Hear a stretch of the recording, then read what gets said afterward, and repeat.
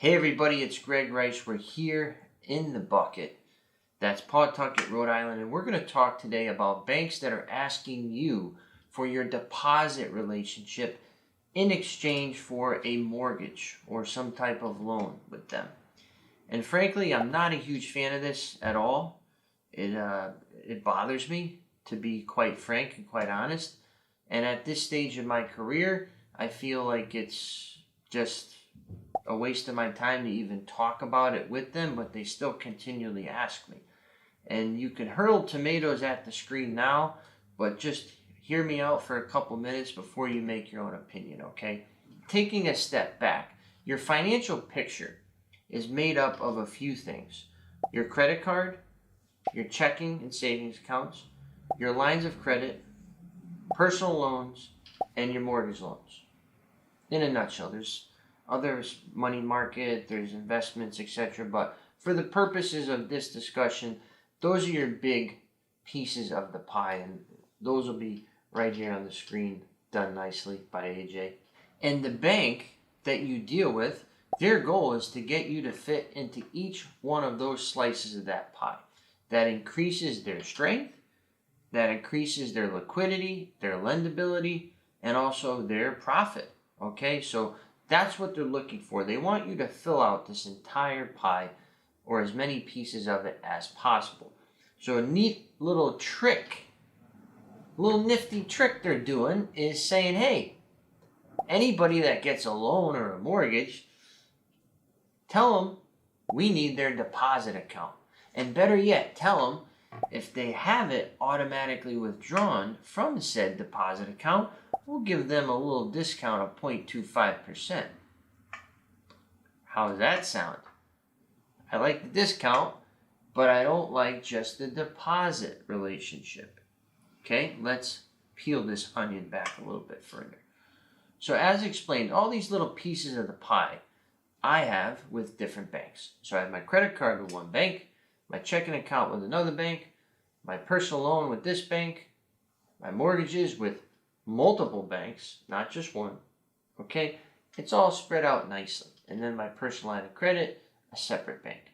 So I am diverse financially, and I'm not all in on one person, one bank, controlling my every move. And if I don't like one of those moves, then I'm screwed.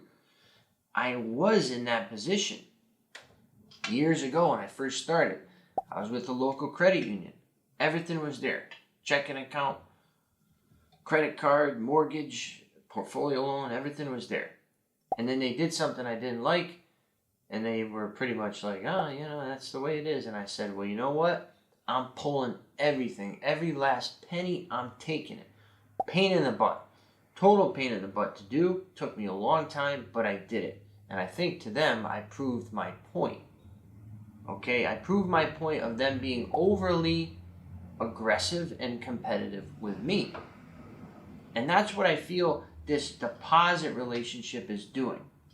Because, for example, I've had my checking account for 10 years. And this new bank that I just met says, give us your deposits if you want the mortgage. So you want me to wipe away this 10-year relationship in business that I've just nurtured and cultivated to come to you, this unknown bank, because you want to give me a $200,000 mortgage? Is that fair? Is that ethical? I don't think so. And in reality, all they want to do is increase their lendability, because your checking account, multiply that by 10, is now what they can lend to other people. And I get it, but I'm making my monthly mortgage payments to you, which is a healthy amount, so there's your money. And are you really going to deny a mortgage because I won't give you a checking account?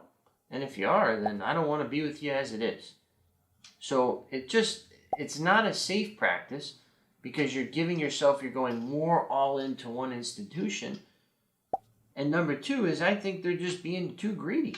Now, if they give me a discount, then you're piquing my interest a little bit, because you could use that as a negotiation standpoint. You could say, listen, I'll give you some of my deposits, maybe the deposits just for this house.